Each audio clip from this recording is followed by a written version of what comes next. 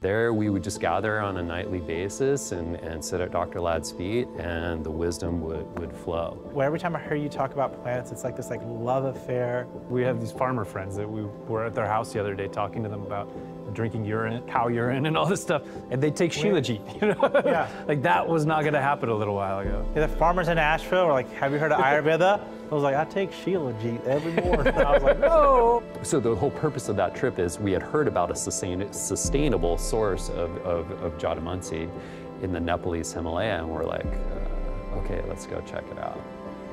And so that's where the Indiana So you Jones hiked for like adventure. 3 days? You hiked for 3 days over these mountains? Yeah. There was a raging river. I heard something about it. There was a raging There was river. also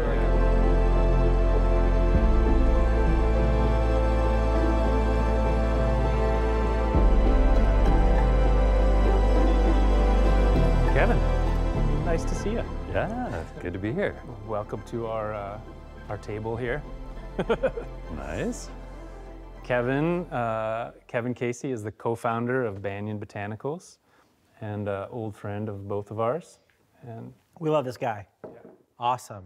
Brother from another mother. All right, feelings mutual. Yeah, we've known each other for a long time.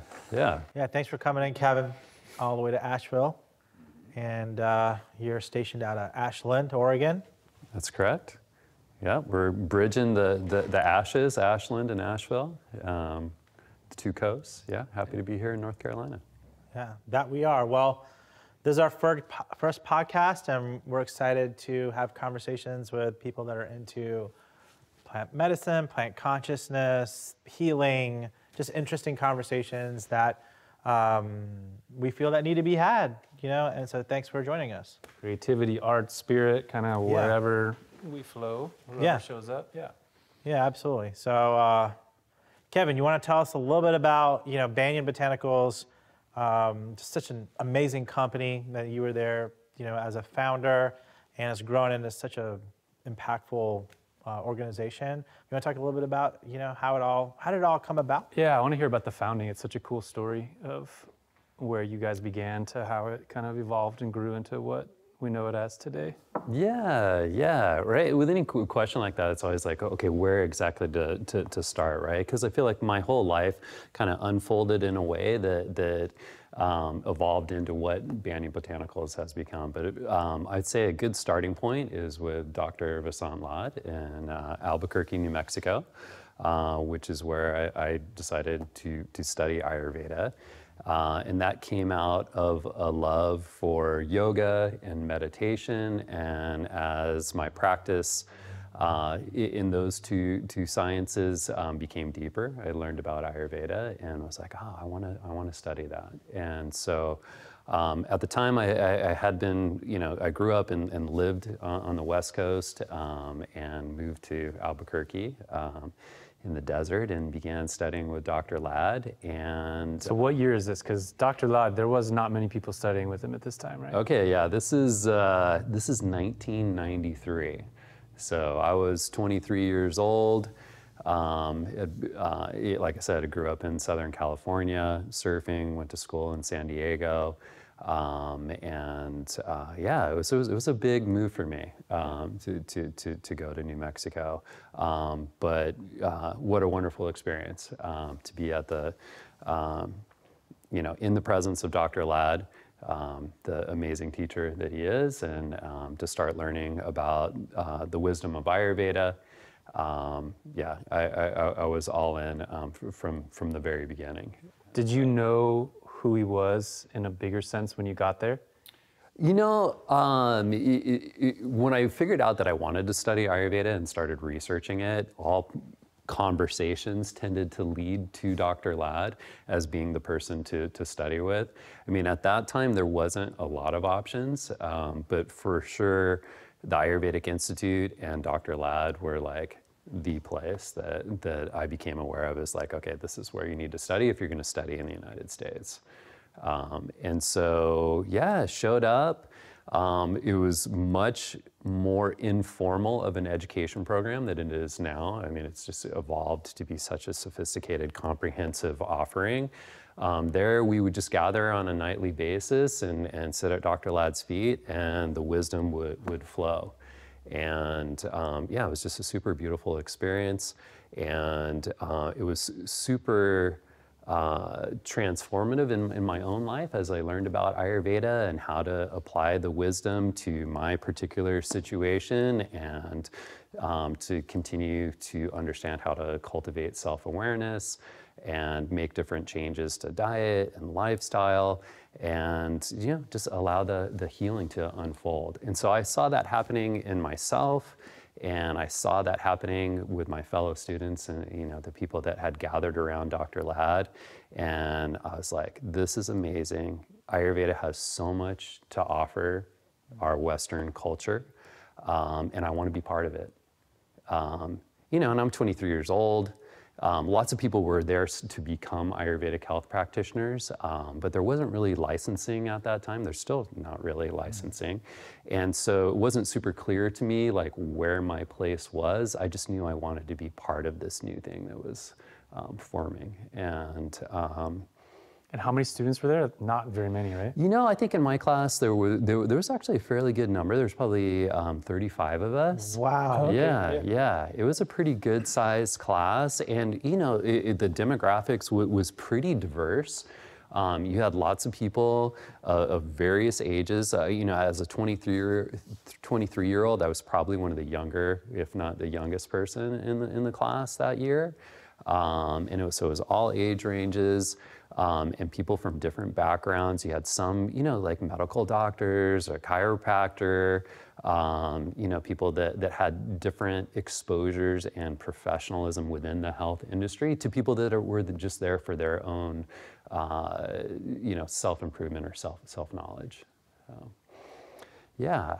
So, as at that time, the program was a 1-year program that was formal, and as it unfolded, and I began to think about like, oh, what am I doing after this, and how can I continue to help in this process? An opportunity opened up to get a job in the herbal pharmacy, and so I transitioned from being in the classroom to being alongside Dr. Lad and my future business partner and co-founder of Banyan, who was the herbal pharmacy manager, Scott Cody, just working with Dr. Lad and seeing how he was addressing the clients and meeting their needs, and what kind of herbal recommendations he was making for them, and then helping to mix those formulations and provide whatever products that were going to augment their routine. And so so worked in the herbal pharmacy for a couple of years, and Scott and I became really good friends. With it centered around serving Dr. Lad and providing him and his clients with what was needed from an herbal remedy perspective. And one of the reoccurring challenges that we experienced is that there was very few sources of where to get the herbs, the herbs that Dr. Lad used in his, he had assembled a pharmacopoeia of the herbs that he liked to use with his clients, and it was Scott and my responsibility to make sure that we had what we needed, but we struggled with getting the quality that would meet Dr. Lad's standards. And were you sourcing mostly from India, or were you finding some of these domestically? Primarily, there was only a couple places in the U.S. that we were able to get things from, and and occasionally we could get things from India, but there wasn't like a clear pipeline that had been established, and students would come, they would study with Dr. Lad, and then they would graduate, and they would return to wherever they were from and start to set up their practices. And they would be like, where can we get Ayurvedic herbs from? And we'd be like, from this place. And they'd be like, where else can I get them from? Because there wasn't any place that people were excited about going to get their herbs. And so when we witnessed that, we saw the opportunity and the need, and was like, okay, maybe this is our place. where we can contribute in a constructive way. And so in 1996, we opened what became Banyan Botanicals. Originally it was Banyan Trading Company. And our intent was like, just how can we get the best herbs that we can for Dr. Lad, for the Ayurvedic Institute, and for the students that were coming through that program. And then that over the years evolved into, having our own product line and things like that. But the original intent was like, how do we set up, this small budding Ayurvedic community with what a practitioner would need to have a successful practice. You didn't solicit any Indian grandmas to like fill their suitcases with ashwagandha and bring them over? Come on, Kevin, that would have been, y'all needed me. No, we would do just about anything in the beginning to get what we could to help establish that flow, right? There was a real demand and not a lot of consistent supply. And that was kind of like a standard operating procedure. You'd have lots of Indian grocery stores where people would actually bring over Ayurvedic medicines. But as we got into it and we started learning more about what it would take to have high quality products and also what would be considered acceptable from an FDA perspective, we got more refined as to how we wanted to approach things. And, and as we went along, we just kind of kept leveling up what it was that we were able to offer and how we were able to get those things. But there was definitely a learning curve too. I mean, we started in my garage and with a couple contacts from Dr. Lad and just went from there. Yeah, he was like Bill Gates. You started in the garage and then... and we actually started in the same zip code as Microsoft. Yeah, exactly. They almost moved to Albuquerque, but they didn't. Yeah, the similarities kind of stuff. I hope so, yeah. Well, actually, I wanted to talk about that a little bit because, you're not just first of all, full disclosure, Kevin is a real dear friend of both of ours. So we're really happy about having you as our first guest on our podcast. But when I hear you talk about, there's a lot of people that are CEOs that have a certain product they want to get to market, right? Very common thing. But for you, every time I hear you talk about plants, it's like this love affair with plant consciousness and kind of like the voice of the plant to be heard, right? How did that get sparked within you where you're looking at these plants with a totally different mindset and how they can serve humanity than I would say most CEOs are out there? How'd that get there? The journey of cultivating self-awareness is never ending and is deeper than deep. And to the extent that we can be calm, that we can be coming from a place of humility and gratitude, it just opens us up to the ever-flowing wisdom from the universe that can come through plants. Tuning into that. How is that translated into being able to take that consciousness and bring it onto a mass production kind of scale?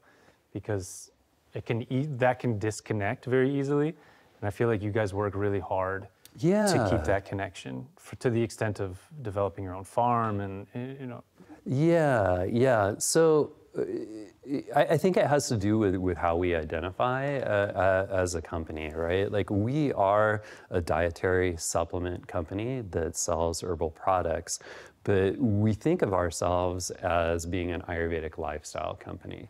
And we set out from the very beginning very intentionally not to just be marketing herbal products. We were very conscious that we were in this because we love Ayurveda, and we wanted very much for Ayurveda to be part of what it was that we were offering our customers.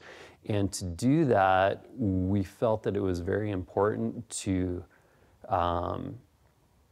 include Ayurvedic education and lifestyle information, and that the herbs were just one component of a healthy lifestyle.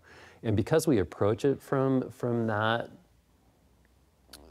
kind of more all-inclusive aspect of things. It's influenced, everything that we do in the company, because, and I think it differentiates us quite a bit from other companies that are out there, because, we are well aware. I mean, we were a tiny company. The dietary supplement industry was not that big in the early 90s, but it was big enough that we were very small, and we wanted to have our niche. And what we saw that as being is like, we're going to keep Ayurveda very much in the center of what it is that we're doing. And we're not going to appeal to everybody, but for those people that are really interested in Ayurveda, in cultivating self-awareness, not looking for a quick fix, but looking for something that could really be deep and healing, that we were going to be the company for those people.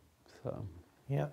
So pharmaceutical companies, there's only, I think, 2 modern countries in the world that have advertisements for pharmaceuticals that are on like TV or on the radio, whatever the case may be. And obviously, living in the United States, there's just commercials galore. Like you're watching a football game, it's this drug, that drug, this drug. And knowing that, I think we all agree that there's a place for allopathic medicine, in society. But kind of like, seeing that commercialization and the kind of the marketing of the pharmaceuticals that are getting put out there, what's your view on that? Or, maybe, what were possible answers of what direction this, country needs to go into when it comes to those type of treatment protocols? In terms of the marketing of just the over marketing of the pharmaceuticals, like how they're like, do we really need to be taking this many pharmaceuticals, like, that have so many like side effects and things of that nature, and kind of what the herbal supplement space, is growing. It's like a booming, industry, and it has been for so many years. Is like, is that part of your, maybe it's not part of your consciousness, but is it a part of your consciousness for like, possible shifts that are going on? Yeah, I mean, we're certainly aware of it, because pharmaceuticals are so prevalent within our culture, and we definitely don't take an adversarial approach to it. It's more that we're providing a complementary option that we feel is empowering and nature-driven in a way that is more sustainable than potentially the alternative. And so, I think we take a pretty simple approach of just putting information out there, encouraging people to take responsibility for their own health. I think that there's been a perspective of placing confidence in a practitioner, which I think it can be very well placed, or a medical doctor, but there's also a place for people to own their own decision making, to become aware intuitively of what is best for them. And we're going to encourage that amongst our clients, promote that cultivation of self-awareness. And we're talking about a very simple, basic thing. We're talking about being aware of what foods are you eating? How do you feel when you eat certain foods versus other foods? Being aware of the different lifestyle choices in one's daily routine, and how it impacts the way they feel, and how herbs can play a role in cultivating greater health. And if over time they feel that they're getting better results with herbs and self-awareness and practices of meditation or whatever, you may see the use of pharmaceuticals trend down. And I mean, it is what it is. Like, we're just more focused on how can we support that cultivation of self-awareness and healthy choices, and people being able to discern what that is for them. Yeah, it's interesting. I have clients that come to me all the time that talk to me about, hey, I really want to get off of this pharmaceutical, right? Mm-hmm. And what I always tell them is like, I can't take you off your pharmaceutical. I'm not a physician, right? But why don't you tell your physician that we're going to do these like diet and lifestyle changes We're going to start with this like herbal protocol, make sure your physician's okay with that. And then I would say that even in the last 10 years, the receptibility of the physician to work with alternative practicing people has been like super, super well received. It's because, you know, on those commercials, you see all the big, you know, if you take this for Your head might fall off. yeah, like you're going, like all these things is like your kidneys may stop functioning, your brain may blow up, your heart, may, you know, like it's like really scary. So I think people are hearing those disclaimers, but I've actually found, as long as I can't play a doctoral role, right? But a lot of physicians are also becoming aware of the side effects of these like pharmaceuticals, and I think they're really willing to work with that. So I was just happy to see, you know, because I would say that maybe 80s, 90s, you know, like in fact, a lot of my clients, because of overprescription of pharmaceuticals, a lot of times their gut flora, right? If they've had, every time you get a sniffle, if you're getting a antibiotic, right? That is destroying that flora, right? And so now practitioners that are in all kinds of Chinese medicine or Ayurveda or, you know, whatever the space is can really help, you know, rebuild that flora through ghee and triphala and all these particular things. So anyway, it's just been a nice trend that I've seen. I feel like there's a lot more openness and awareness in the culture of doing the personal investigation that you were talking about, which then kind of empowers you to take a little bit more responsibility for our own health and well-being. And I feel like the component of education that comes with what you all offer and what other product, you know, sort of supplement companies offer, there's an education element to it too, where you experiment in your own body and you start to really tune into how what you eat, what you put into your body affects how you feel. And that kind of empowerment, I feel like, pulls us out of a system that we become dependent on pharmaceuticals and other people to tell us how to take care of ourselves, because we've lost so much of that wisdom in the last couple of generations when we didn't have that dependency on these systems that we thought had all of the answers for us. Yeah. So I love how you guys have brought some of these things like ashwagandha and like that movement and shilajit.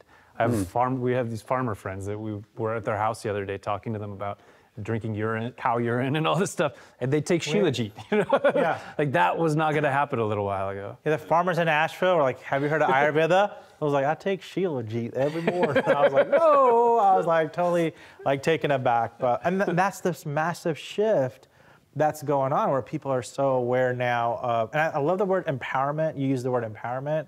I would say we want to do the same thing at Ayurprana, is that, hey, I'm owning my well-being, and a lot can be done through diet, lifestyle, herbal supplementation, and dietary disciplines, right? And so, awesome stuff. And I love the lengths that you all will go to bring herbs into your ecosystem. I still want to make the Indiana Jones documentary of you all going, what's the herb that you guys Jadamansi in the Himalaya? Yeah. All right. Well, okay. Funny that you mentioned that. I just received a text from our mutual friend, Tyler, who's in charge of sourcing at Banyan. And is the star of Wildcrafted on Ayurprana Plus. All right. Yeah. And so I think in May, we're going to be doing an expedition again to the Nepalese Himalaya to go to the source of shilajit. And Shilajit? Yeah. Okay. Yeah, and to go to where it's harvested and to just kind of track that whole thing. And he said, we're planning out a 7-day trek, so yeah, we'll have to train for that one. Okay. Yeah. So I've heard stories about you like crossing raging rivers on like logs, you know, and almost dying to source. Is that true, or how, you know, are you really Indiana Jones in it? It sounds like there might be a little hyperbole there, but yeah. I mean, what's important to us, you know, we want to be making sure that the herbs that we're supplying our customers are sustainably sourced, and there's lots of elements to the word sustainability. But one of the primary ones is making sure that the herbs that we're using, that we're not jeopardizing the continuity of the plant species itself, that how it's being harvested is sustainable so that plant species can continue to thrive and benefit generations to come, and also, you know, just the right of that plant to continue to exist. And some herbs, or many herbs, unfortunately have been severely over-harvested. And the demand for Ayurvedic herbs just continues to go up. There's more people in the world. There's more people coming to know about Ayurveda. There's traditional herbs that are well known that there's a high demand for. And so over-harvesting is a real thing. And we have a commitment to ourselves and to our customers to be supplying sustainably sourced herbs. And in order to feel confident that we're doing that, we need to see how that's being done. And so we were just talking about Jatamansi, which is a high elevation plant. It only grows above 8,000 feet, so it's not yet been figured out how to be cultivated in a way that can be done at scale. And so it's being wild harvested. It's been severely over harvested to the point that it's endangered. And it's almost nearly impossible to find in India. And we want to make sure that, so the whole purpose of that trip is we had heard about a sustainable source of Jatamansi in the Nepalese Himalaya, and we're like, okay, let's go check it out.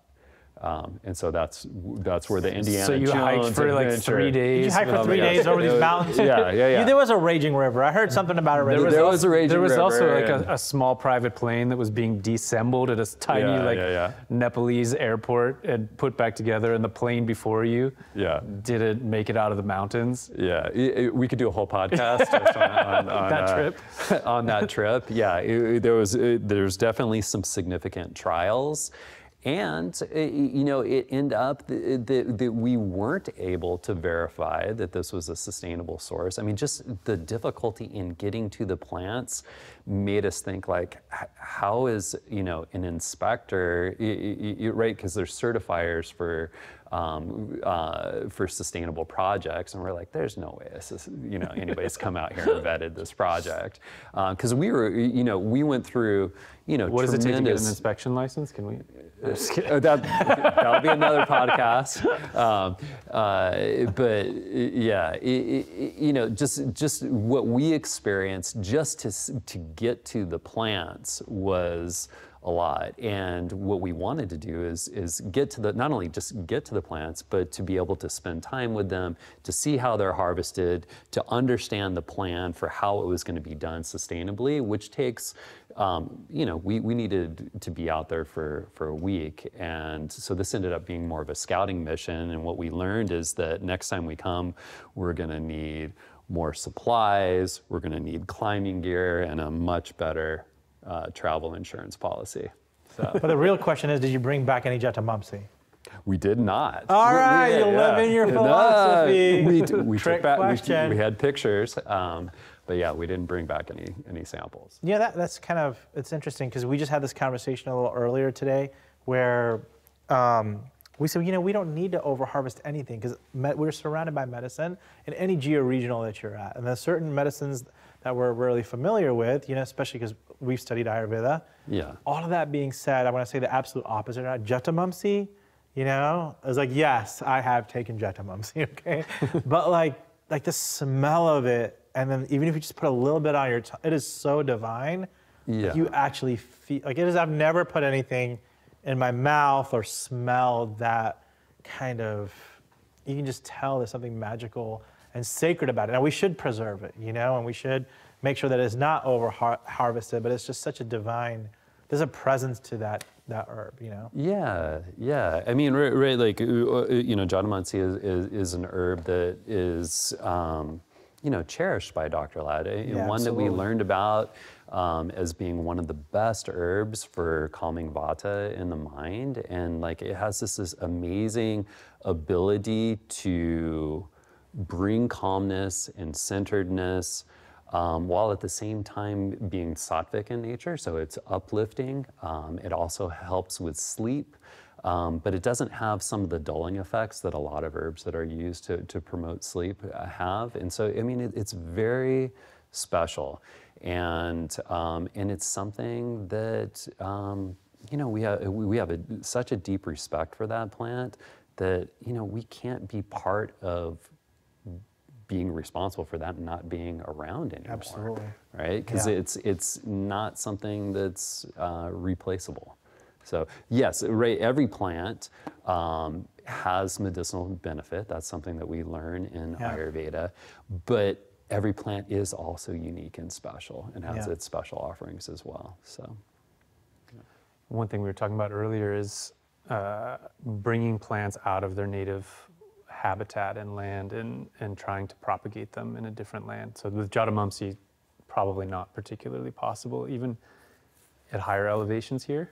I wouldn't say it's impossible. It's just a project and an endeavor to figure out, how to go about that, and what are the challenges around taking something that is deeply wild and then putting it into a cultivated setting.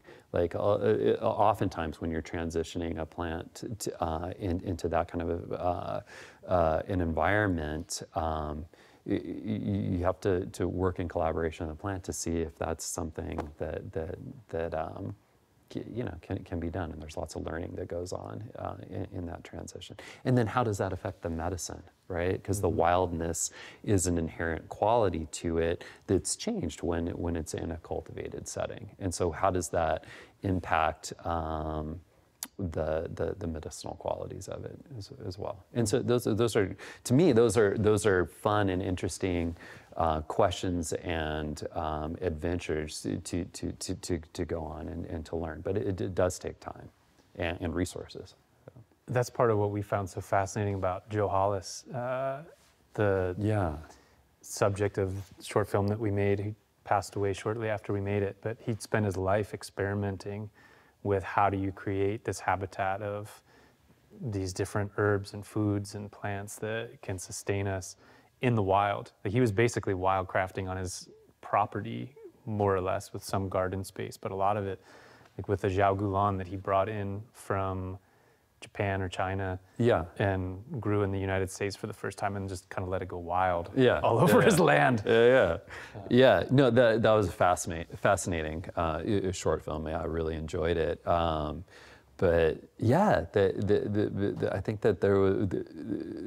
that he tapped into the wisdom of the plants, and able to bring in a large variety of plants to his little small property, but yet to keep a wild element to it, right? It didn't, in the film, it doesn't look like it's your typical cultivated farm, right? It's like, this beautiful jungle, right? But so many different plants, and it's really nicely done. And I think at its heyday, he was very much in control and awareness, maybe not control, but in relationship with what was growing where and how it was interacting with it. I think at the time that we filmed him, he just had the fire and he was kind of in poor health, so I think it got wilder. But I think he had developed kind of a bit of a balance of all of these different elements at its peak. Should we watch that clip of the Zhao Gulan? Yeah, let's do it. This is my favorite herb, which has gotten all over the garden now. It's rather invasive. But this I call the best of all the adaptogens. The easiest to grow and the easiest to use. It has identical compounds to American ginseng, which is very badly overharvested and sort of threatened / endangered. So this could really take the pressure off of the American ginseng if people in America get more used to it. Very, very big, important herb in the Far East. Used a lot. We call it Zhao Gulan. The Latin is Gynostema pentaphyllum. It's not related to ginseng at all. It's actually in the squash family. See, it's got little tendrils, like a squash, likes to climb into things. I drink it every day. It's major. It got discovered because the Chinese realized there was a certain part of China where there was an unusually large number of people living to be 100 years old, centenarians. And when they went to research that matter, they found they're all drinking this tea and calling it immortality vine. I think I'm the first person in America to grow this plant. I got it from somebody in Japan about 40 years ago. I love that he brought this plant that had never really been grown here, and is now there's people all over this region growing it. Yeah. And selling seeds and startings and tea, and I feel like you guys have done some part of that with Ayurveda as well, right? A lot of at your farm, you're growing plants that haven't really been grown too much here. Is that correct? Yeah, yeah. It's definitely part of been our process, right? Like we started having ashwagandha cultivated for us in Southern Oregon in 1998, and people are like, "What's that?" And now it's like ubiquitous, like it's everywhere, and there's just such depth to the Ayurvedic pharmacopoeia, and not everything is going to grow here, but some stuff does and does well.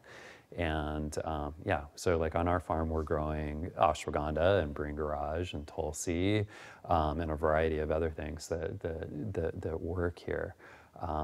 And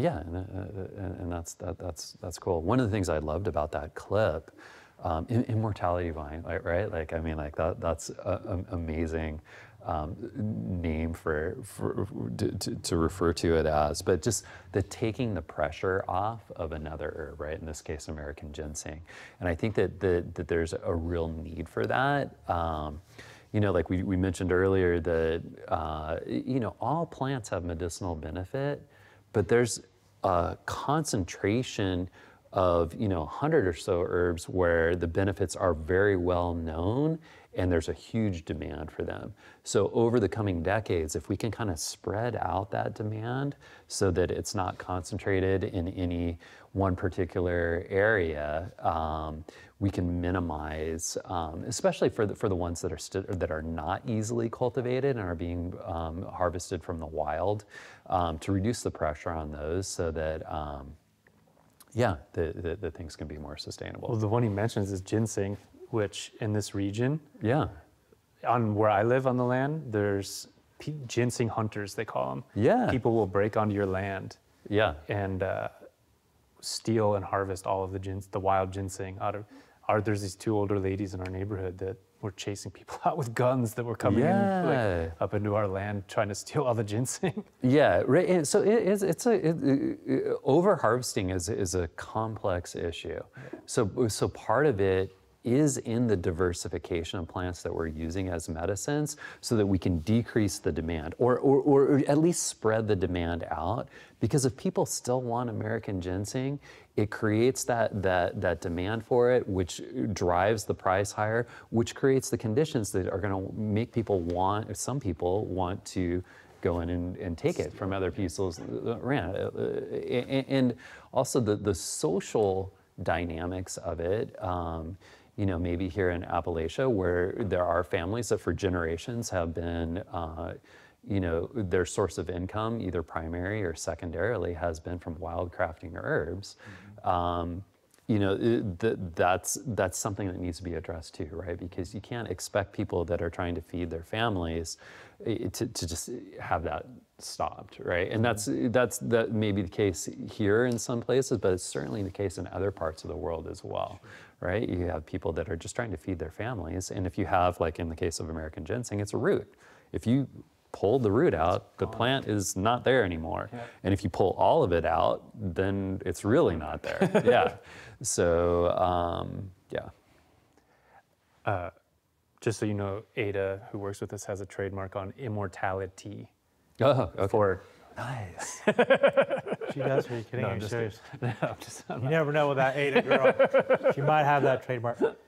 Kevin, what do you see the future of herbal medicinals over the next 5-10 years? Like, where do you see it going? And also, what are some of the things for people to be aware of, concerns that we have, like, in the industry? Like, where do you see it going, and what are some concerns? Yeah, so let's see.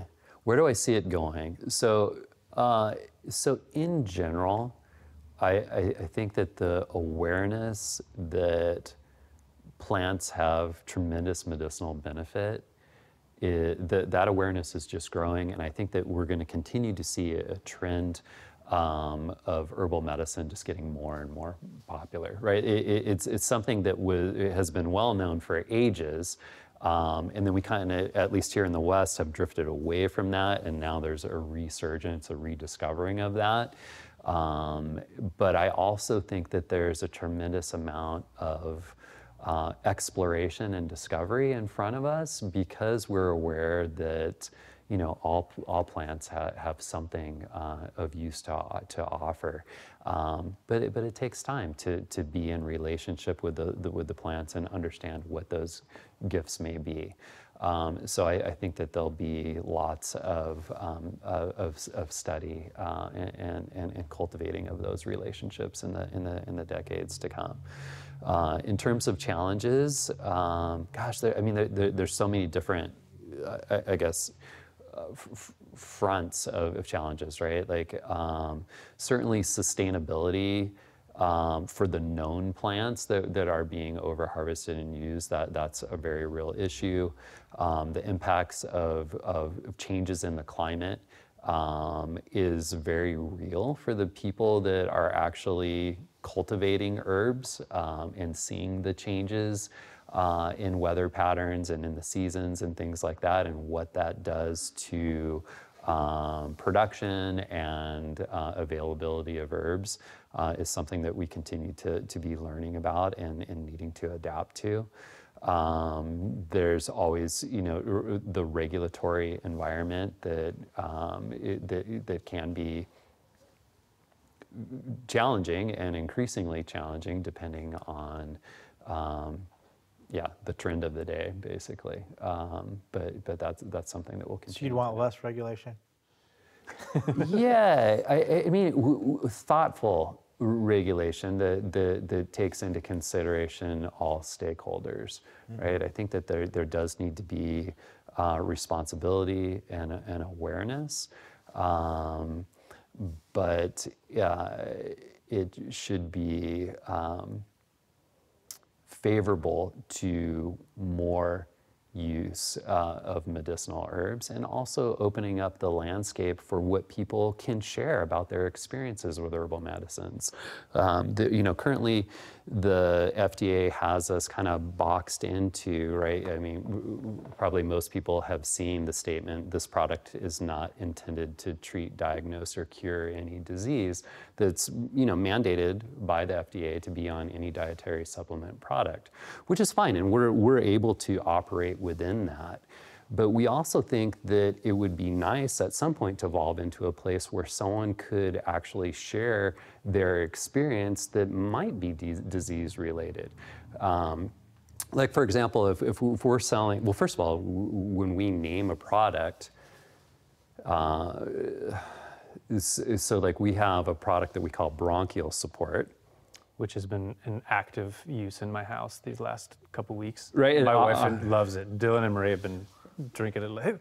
Okay. It tastes like candy. All right, so awesome immune builder, right? And you have to figure out for yourself when it would be appropriate and what that product was designed for to take bronchial support syrup, because we can't tell you. It's just for a cough. I didn't say that. Right, because we're limited on what we can say, what a product is intended for. I can share with you, like, hey, this is really good for promoting the immune system, and particularly the respiratory system. But I can't say something like, hey, this is really good for a cough, or this is really good during cold and flu season, or something like that. Would not be okay. Nor could you post a review on our website that said, like, wow, like my family has been so much healthier. We had, you know, usually we get a number of colds during the season, and that didn't happen this year.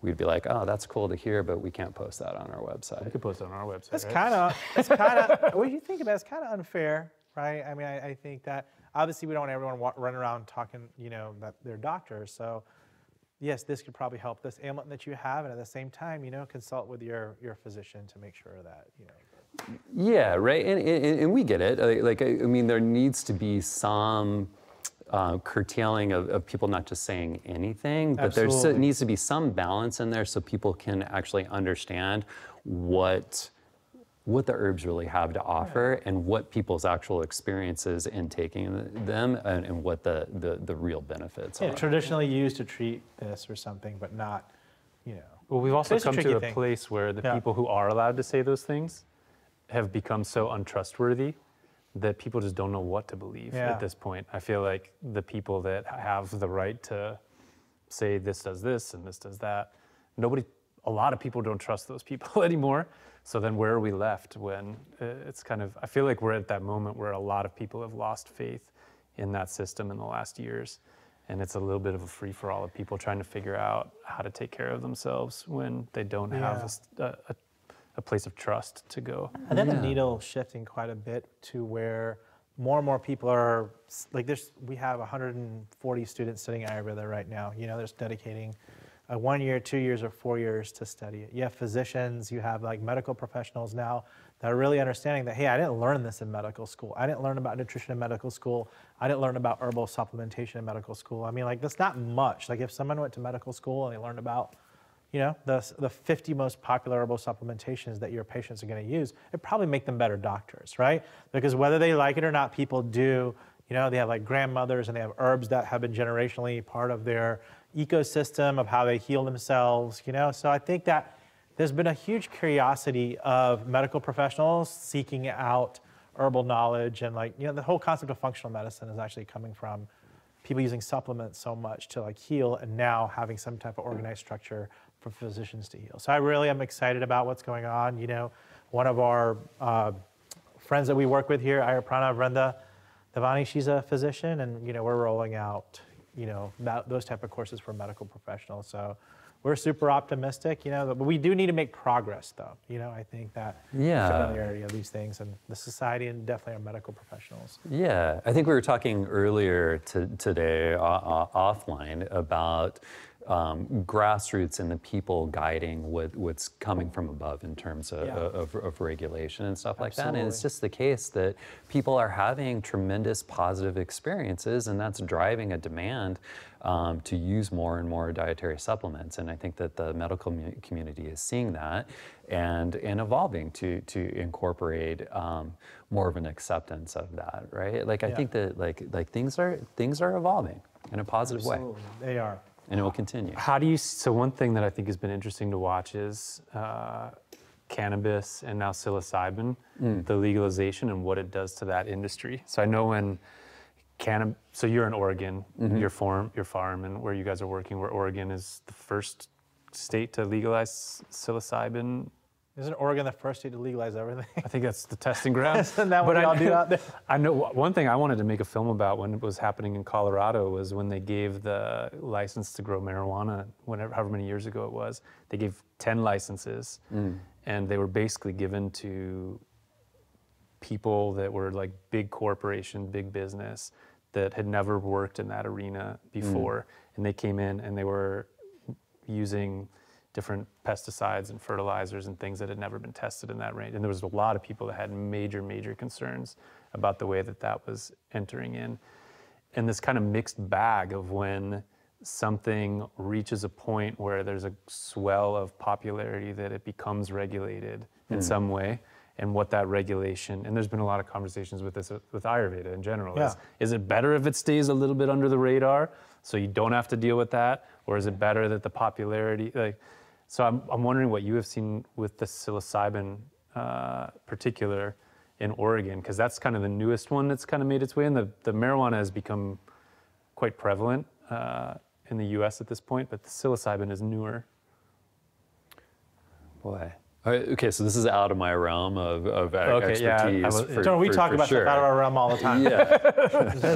So just as a casual observer, I think like with anything, I think that there's pros and cons to it. I mean, I'm certainly over the long term a proponent of freedom of choice for people to have access to the medicines that they want to choose to partake in, right? And I think that some guidance and oversight is useful to have, but it's pretty difficult to get that right the first time through, right? And so Oregon will have to navigate that process, and I think that yeah, it may take years to get to a place where it feels really constructive and supportive to all stakeholders.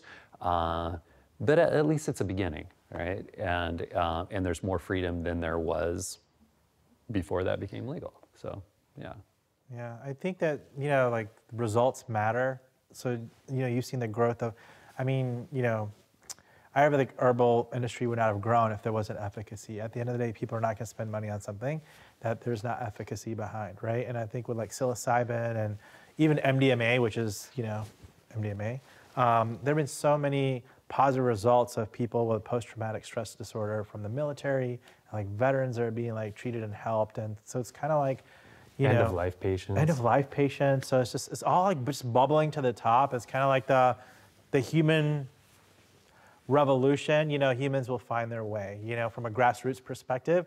A lot of times when the, you know, when the grassroots are understanding a particular medicine, a particular methodology, it just bubbles up to the top. So, you know, I'm hoping that they're gonna be like positive results, and, you know, the sacredness of the medicine, a lot of times when it goes into like a mass scale, it's lost, but somehow hopefully it can stay present. But I feel like having people like you that are in doing that work, that are holding that consciousness, is the way. And I just hope there's enough and more people that can hold that consciousness, because it's a fascinating thing to watch as that happens. And personally, I have so much distrust for these large institutions and the way they operate and what they do when they get their hands in things, that these kind of sacred things, it makes me nervous.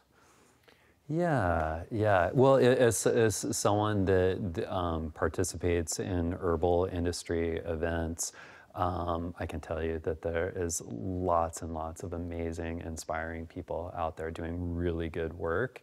And yeah, I mean, right, we're all learning to navigate together, balancing commercialization with what's in the highest good of everybody involved, and learning through experience. But I think that on the whole, the intention is there to do good things, and you know, as a culture, we'll continue to evolve, however slowly or rapidly we choose to proceed. But yeah, lots of good people out there. Yeah. maybe we can end on a fun note. What are two botanicals you take, you know, every morning that you feel really that you love, that, you know, and what impact do they have on you? Okay, that's like a softball. Yeah, that's awesome.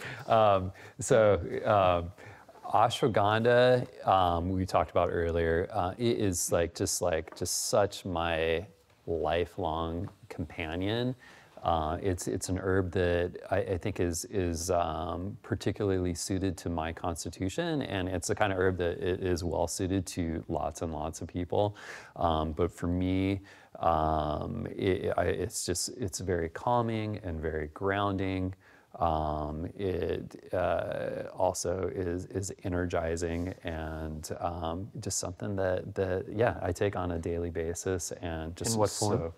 I take, Banyan makes an herbal tablet, and it's just part of my routine. I've got like a whole bunch of herbs that I'm just like, you know, imbibing in the morning. And so I'm taking 2 tablets of that every day. And then if I was just gonna pick another one, I so love the herb Tulsi.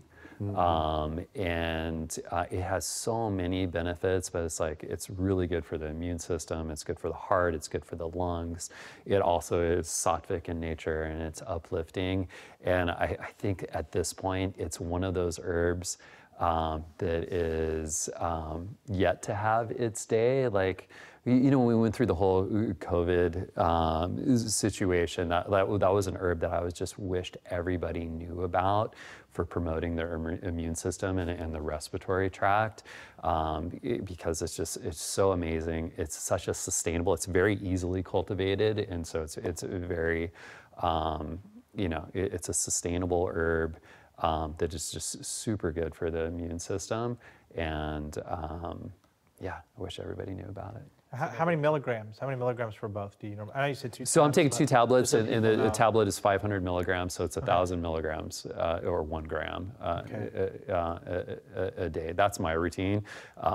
For both of those, you could easily take a fair amount more than that if one wanted to. Yeah. And what illegal botanicals do you take? I'm just kidding.